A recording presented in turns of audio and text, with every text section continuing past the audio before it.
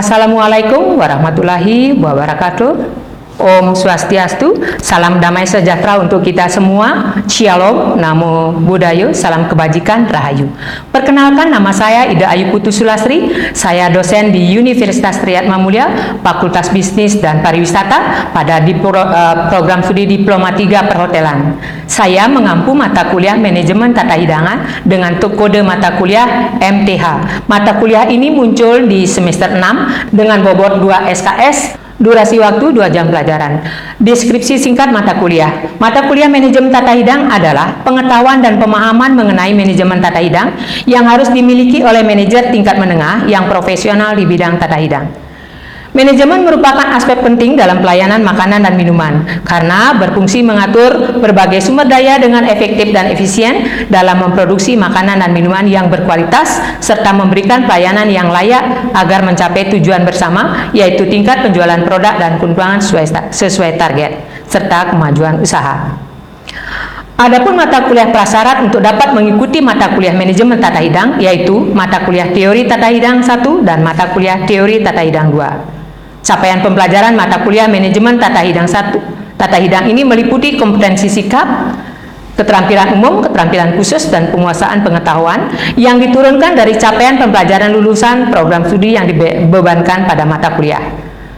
Kemampuan yang diharapkan setelah mengikuti mata kuliah manajemen tata hidang adalah mahasiswa mampu memahami teori dan konsep dasar manajemen tata hidang, mengidentifikasi komponen-komponen penting manajemen tata hidang, menerapkan fungsi-fungsi manajemen pada operasional restoran, menerapkan fungsi-fungsi manajemen pada operasional bar, menerapkan fungsi-fungsi manajemen pada operasional room service, menerapkan fungsi-fungsi manajemen pada operasional banket, mampu merencanakan dan menyusun menu, menetapkan harga pokok makanan dan minuman atau food and beverage costing, menetapkan harga jual makanan dan minuman atau food and beverage selling price, memahami teknik analisis menu engineering. Adapun materi pembelajaran mata kuliah manajemen tata hidang adalah operasional tata hidang, dasar-dasar manajemen, komponen-komponen penting manajemen tata hidang, penerapan fungsi-fungsi manajemen pada operasional room service, penerapan fungsi-fungsi manajemen pada operasional restoran, penerapan fungsi-fungsi manajemen pada operasional bar, penerapan fungsi-fungsi manajemen pada operasional banket, merencanakan dan menyusun menu, harga pokok makanan dan minuman atau food and beverage costing, harga jual makanan dan minuman atau food and beverage selling price, dan teknik analisis menu engineering.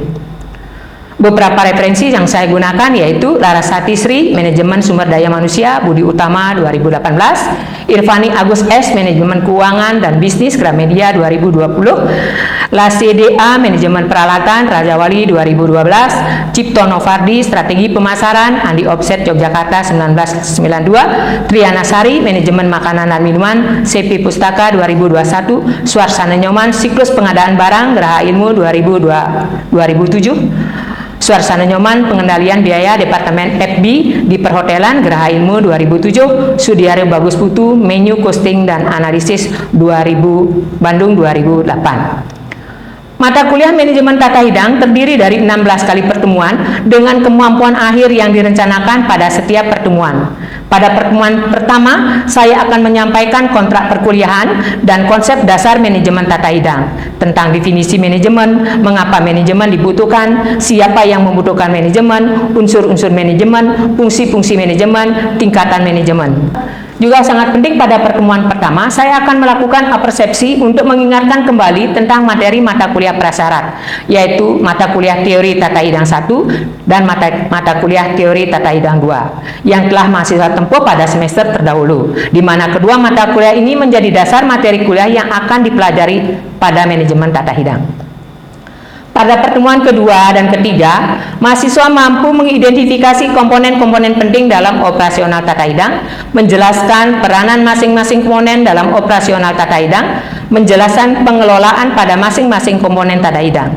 Pada pertemuan keempat dan kelima, mahasiswa mampu mengidentifikasi komponen-komponen operasional restoran, menerapkan fungsi-fungsi manajemen pada operasional restoran. Pada pertemuan ke-6, mahasiswa mampu mengidentifikasi komponen-komponen operasional bar, menerapkan fungsi-fungsi manajemen pada operasional bar. Pada pertemuan ke-7, mahasiswa mampu mengidentifikasi komponen-komponen operasional room service, menerapkan fungsi-fungsi manajemen pada operasional room service. Pada pertemuan ke-8, ujian tengah semester atau UTS. Lanjut pada pertemuan ke-9, mahasiswa mampu mengidentifikasi komponen-komponen operasional banket, menerapkan fungsi-fungsi manajemen pada operasional banket. Pada pertemuan ke-10, mahasiswa mampu mendefinisikan perencanaan menu, memahami langkah-langkah dalam perencanaan menu, memahami prinsip-prinsip yang diperlukan dalam perencanaan menu, memahami syarat-syarat menu yang baik, dan menyusun menu. Pada pertemuan 11, mahasiswa mampu memahami harga pokok makanan dan minuman atau food and beverage costing, memahami alat bantu dalam penerapan harga pokok makanan dan minuman, memahami teknik menghitung harga pokok makanan dan minuman.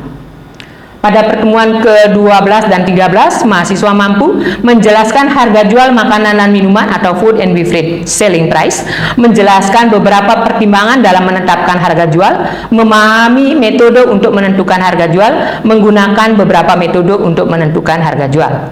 Pada pertemuan ke-14 dan ke-15, mahasiswa mampu mendefinisikan menu engineering, memahami tujuan mengadakan analisis menu, memahami langkah-langkah analisis menu, dan memahami keputusan dan tindak lanjut analisis menu. Pada pertemuan ke-16, ujian tengah semester atau UAS. Adapun metode dan strategi pembelajaran yang saya gunakan yaitu metode ceramah, tanya jawab, diskusi, project based learning, dan problem based learning. Dengan strategi pembelajaran problem based learning, mahasiswa mempelajari konsep cara pemecahan masalah, menemukan pemecahan masalah, dan mengembangkan kemampuan berpikir kritis. Mahasiswa dibagi dalam kelompok-kelompok kecil, disajikan kasus yang berkaitan dengan dunia industri makanan dan minuman sesuai dengan tujuan pembelajaran. Kegiatan dilakukan secara kolaboratif. Mahasiswa mampu menganalisis dan merumuskan masalah, mengembangkan hipotesis, membuat simpulan, dan menyajikan hasil akhir. Media yang saya gunakan adalah PowerPoint dan Google Classroom. Bobot penilaian pada mata kuliah manajemen tata hidang meliputi kehadiran dan sikap dan partisipasi 20%, penyelesaian tugas-tugas 20%, ujian tengah semester atau UTS 30%, ujian akhir semester 30%. Interval dan predikat nilai dengan skala 5 yaitu A sampai E, yaitu 80 sampai 100, predikatnya A, 70 sampai 79 B, 57 sampai 69 C, 45 sampai 56 D, 0 sampai 44 E. Berikut adalah cuplikan proses pembelajaran mata kuliah manajemen tata hidang pada pertemuan pertama.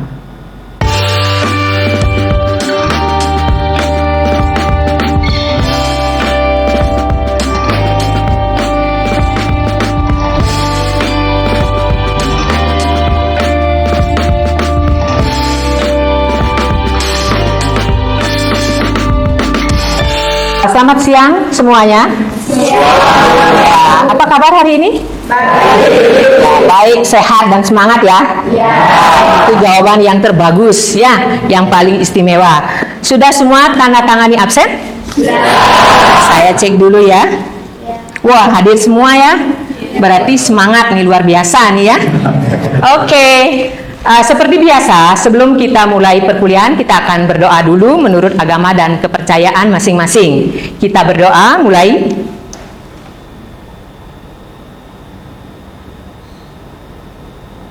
Ya, selesai. Apa mata kuliah hari ini? Manajemen tata hidangan. Ini pertemuan pertama kan? Nah, karena ini pertemuan pertama, izinkan saya untuk menyampaikan kontrak kuliah ya. Ya, ini kontrak kuliahnya. Ya, nama mata kuliah manajemen tata hidangan dengan kode mata kuliah MTH. Bobotnya 2 SKS, durasinya 2 jam pelajaran atau 100 menit per pertemuan. Nama dosen saya Ida Ayu Putu Sulastri dengan nomor induk dosen nasional 08 07 07 63 03. Jadwal perkuliahan hari Kamis jam 9.40 sampai jam 11.20. Jumlah pertemuan 16 kali pertemuan dengan 14 kali tatap muka, 1 kali UTS, dan 1 kali UAS. Nah, untuk mengetahui materi apa yang akan disampaikan pada tiap pertemuan, RPS akan saya bagikan di Google Classroom. Nanti silahkan dicek, dipelajari, didiskusikan. Oke? Berikutnya, mahasiswa mempunyai hak untuk mengikuti ujian tengah semester apabila mengikuti kuliah minimal 6 kali pertemuan sebelum ujian tengah semester. Kemudian berhak untuk mengikuti ujian akhir semester apabila telah mengikuti kuliah minimal 6 kali pertemuan setelah UTS. Jadi, kehadiran itu sangat penting. Ya enggak? Ya. Jangan cepat memutuskan untuk tidak kuliah. Karena alasan apa? Alasan mengantar nenek fitness kek, itu ya. Jadi, jangan cepat memutuskan itu karena efeknya kalian tidak akan boleh ikut ujian, apakah UTS atau UAS. Oke, lanjut ya.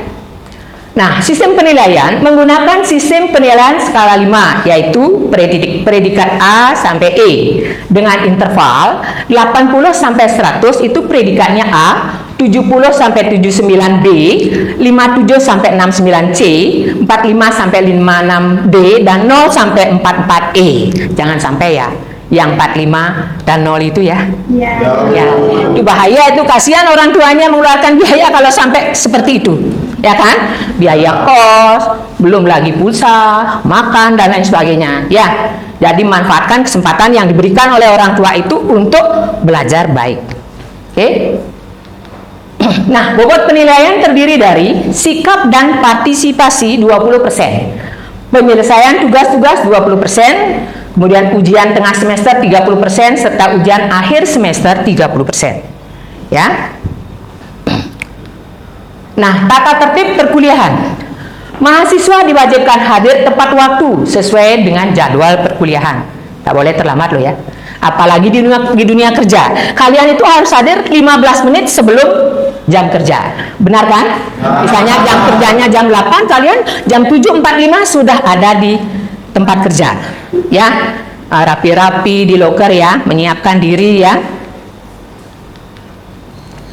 Jika berencana untuk tidak hadir dalam perkuliahan, agar menyampaikan lebih awal kepada saya sebagai dosen. Jangan WA temannya, WA saja saya. Ya. Mahasiswa harus berpenampilan rapi, menggunakan uniform lengkap sesuai ketentuan kampus. Nah ini kan, ganteng-ganteng, cantik-cantik. Ya. Wajib menjaga ketertiban selama perkuliahan berlangsung. Tak boleh ngurte, ya.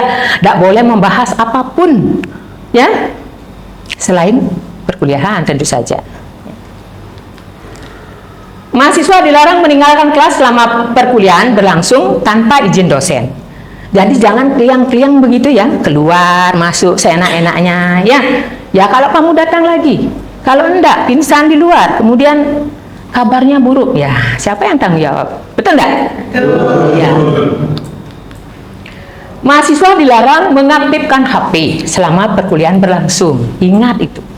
Siapapun yang menghubungimu, pacarmu, nenekmu, siapapun, gak usah, biarin aja.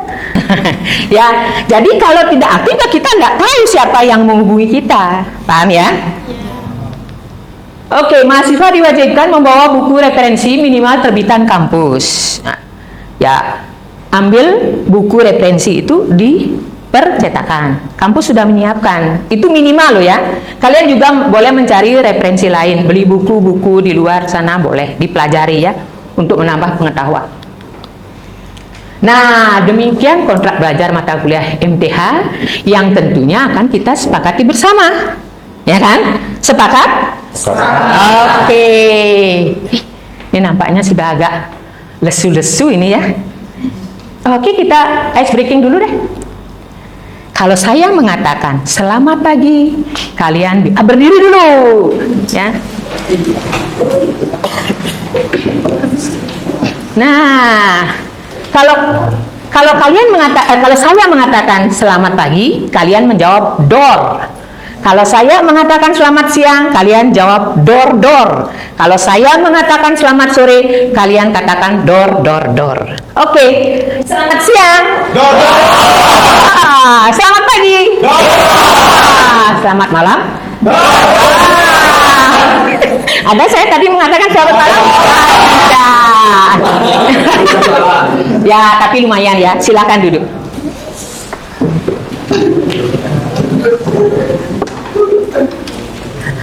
Nah, sudah? Wah, sudah semua nih sumringan ya. Oke, deskripsi mata kuliah manajemen tata hidangan. Mata kuliah manajemen tata hidangan adalah pengetahuan dan pemahaman tentang manajemen tata hidangan yang harus dimiliki oleh manajer tingkat menengah yang profesional di bidang tata hidangan. Ya. Lanjut. Manajemen merupakan aspek penting dalam pelayanan makanan dan minuman, berfungsi mengatur berbagai sumber daya dengan efektif dan efisien dalam memproduksi makanan dan minuman yang berkualitas, serta memberikan pelayanan sesuai dengan keinginan pelanggan agar mencapai tujuan bersama, yaitu tingkat penjualan produk dan keuntungan sesuai target, ya, serta kemajuan usaha. Ya, itu deskripsi mata kuliahnya. Nah, capaian pembelajaran mata kuliah MTH ini. Setelah belajar mata kuliah MTH, mahasiswa mampu memahami teori dan konsep manajemen tata hidang, menganalisis komponen-komponen penting dalam operasional tata hidang, menerapkan fungsi-fungsi manajemen pada operasional restoran, menerapkan fungsi-fungsi manajemen pada operasional bar, menerapkan fungsi-fungsi manajemen pada operasional room service, menerapkan fungsi-fungsi manajemen pada operasional banket, merencanakan dan menyusun menu, menghitung harga pokok makanan dan minuman atau food and beverage costing, menentukan harga jual makanan dan minuman atau food and beverage selling price, dan memahami teknik analisis menu engineering. Nah, jadi setelah belajar mata kuliah MTH ini, kalian harus menguasai itu, harus memahami itu, ya. Next, nah, mata kuliah prasyarat. Kalian itu boleh mengikuti mata kuliah MTH ini apabila sudah lulus 2 mata kuliah, yaitu tata hidangan 1 dan tata hidangan 2. Ya.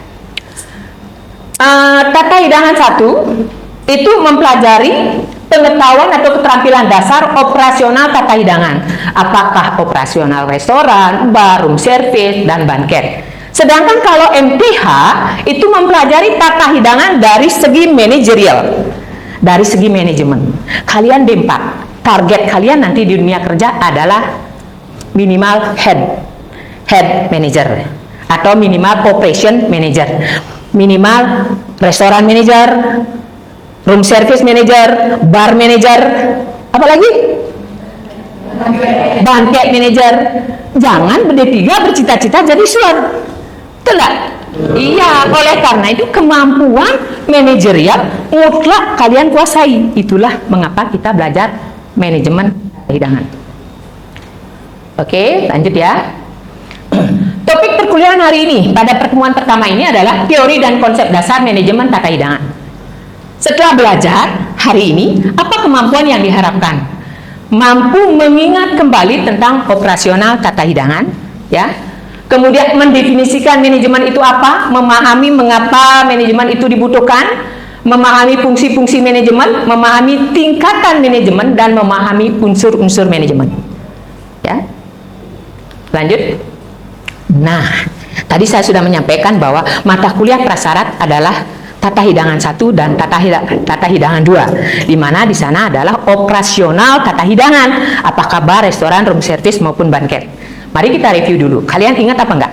Ya, harus ingat.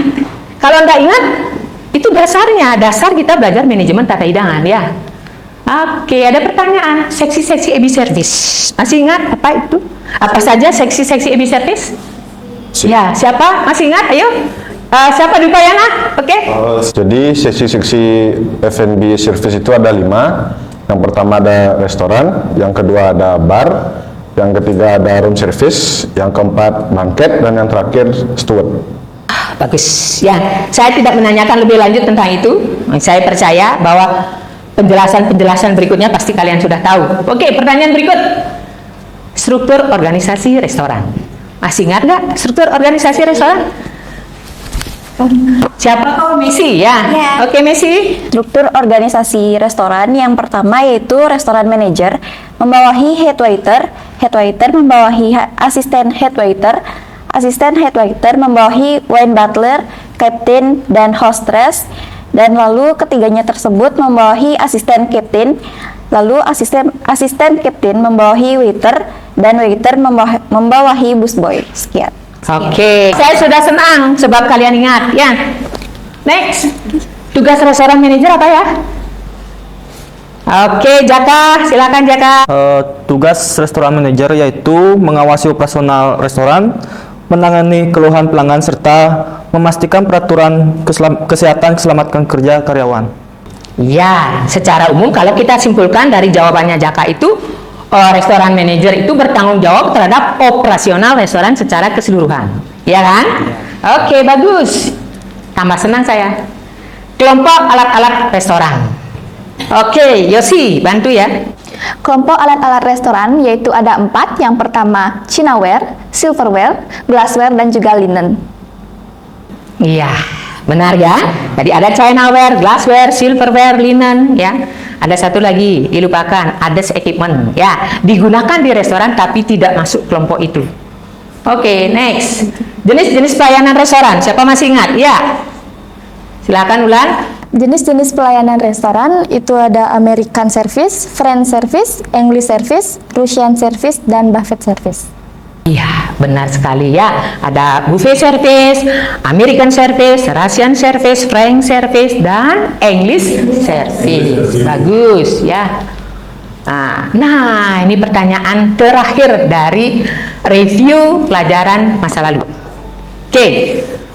Siapa hubungan restoran dengan departemen atau bagian lain? Apa hubungan restoran itu dengan kitchen, dengan HRD, accounting, purchasing, engineering, marketing? Siapa, Novi ya? Oke, silakan Ki. Hubungan restoran departemen yang pertama HRD sebagai SDM bekerja dalam hal rekrutmen, memberi salary, promosi, training. Yang kedua accounting, memberikan upah sebagai hak karyawan. Yang ketiga purchasing, pemberian barang-barang. Yang keempat engineering dalam hal perbaikan, perawatan, penggantian peralatan elektronik. Yang terakhir marketing, promotion tentang produk-produk sekaligus menjual kepada customer. Bagus ya. Jadi untuk kelancaran operasional di EB Service, khususnya restoran, harus membina hubungan baik dengan section-section atau departemen atau bagian-bagian ini. Kalau tidak demikian, operasional restoran tidak akan bisa berjalan dengan baik. Ya, baik, kita lanjut ya. Terima kasih ya sudah mengingat pelajaran yang lalu ya. Oke, sekarang kita masuk ke manajemen. Sering mendengar kata manajemen ya? Manajemen apa sih itu ya? Kadang-kadang sering mendengar tapi apa ya kalau didefinisikan ya? Manajemen berasal dari kata to manage ya.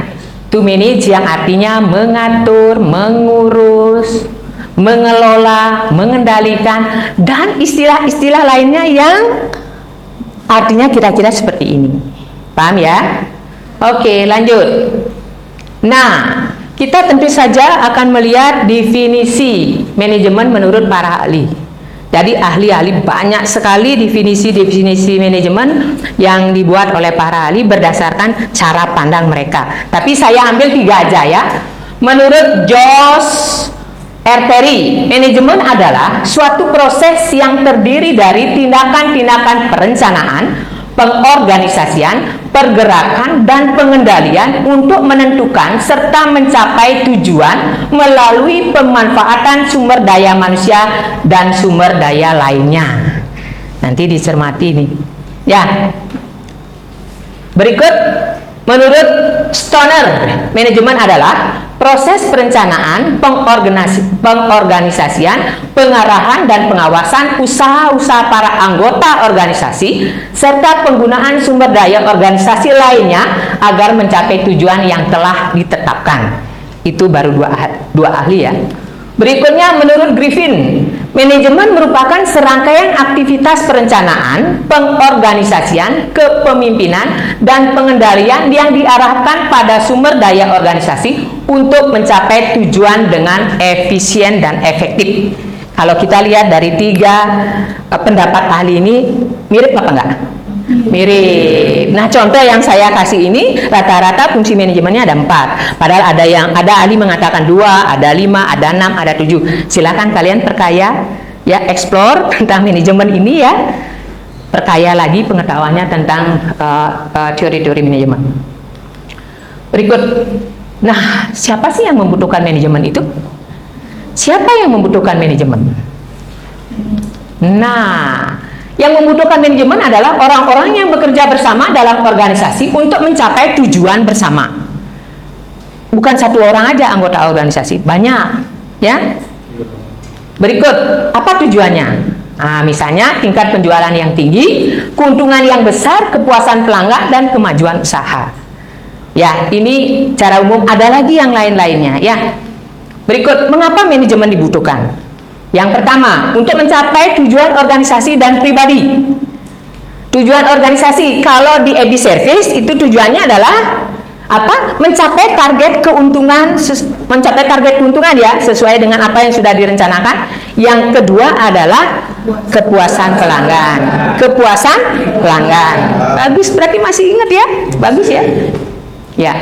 Kemudian ada di sini tujuan pribadi. Kalau kalian bekerja di restoran misalnya, punya nggak tujuan pribadi? Ya, apa tujuannya? Oh, satu, mencapai kepuasan sendiri, ya kan? Apalagi kenyamanan kerja, keamanan kerja. Ujung-ujungnya apa? Uang. Kalau uang aja tapi nggak nyaman, ya itu bukan tujuan ya. Nyaman, aman, uang. Oke, pasti tidak ada pertanyaan lagi ya. Nah, sekarang saya bertanya lewat quiz. Kita quiz dulu ya. Oke, saya bagikan kertas. Tidak boleh melihat pekerjaan orang lain. Kerja sendiri. Ya. Jangan memikirkan nilai dulu, tapi di sini nilai kejujuran, nilai attitude. Ingat, ada 3 kompetensi yang harus dimiliki oleh seseorang kalau ingin sukses dalam pekerjaannya. Knowledge, skill, attitude. Nah, sekarang tunjukkan attitude-mu dengan cara bekerja sendiri ya. Oke. Mengerjakan soal kiri, yang kanan mengerjakan soal kanan. Oke, silakan. Itu soalnya 1 menit apa 2 menit ya? 2 menit ya. Tukar dengan temannya. Tukar dengan temannya, kita akan periksa. Dah? Oke. Ini kunci jawabannya. Silakan diperiksa pekerjaan temannya. Ya, silakan. Waktu memeriksa 1 menit. 1 menit ya. Siapa yang salah? Yang diperiksa salah. Coba angkat tangannya. Yang diperiksa salah siapa? Ada? Angkat tangannya yang salah. Ada yang salah? Hah? Ada yang salah? Yang benar? Aduh, mantap ini ya. Ini siapa, sayang bodoh apa gimana ini ya? Oke, terima kasih ya. Nanti tolong nanti korti dikumpulkan ya. Storkan kasih saya ya. Nah, berikut perkuliahan hari ini sudah selesai. Saya menyampaikan materi pertemuan berikutnya. Ya, tenang dulu. Materi pertemuan berikutnya yaitu komponen-komponen penting dalam manajemen tata hidangan. Silakan sebelum pertemuan berikutnya kalian eksplor dulu materi ini. Gali sebanyak-banyaknya tentang ini supaya enak nanti. Ya, paham ya? Saya ucapkan terima kasih atas perhatiannya hari ini. Sampai ketemu minggu depan ya dalam mata kuliah manajemen tata hidangan, yaitu materinya yang ini. Tetap semangat. Ya, tetap semangat dan jaga sehat. Terima kasih.